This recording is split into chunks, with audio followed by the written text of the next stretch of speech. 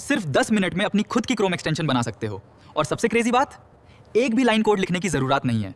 अगर आपके पास कोई आइडिया है, चाहे वो YouTube प्रोडक्टिविटी टूल हो, AI असिस्टेंट हो या कोई सिंपल ब्राउजर ऑटोमेशन, AI आज इतना पावरफुल हो चुका है कि वो पूरी एक्सटेंशन आपके लिए बना सकता है। इस वीडियो में मैं आपको स्टेप बाय स्टेप दिखाऊंगा कैसे सिर्फ AI की हेल्प से एक fully working Chrome extension build करनी है, टेस्ट करनी है और क्रोम में इंस्टॉल करनी है, वो भी बिगिनर्स के लिए।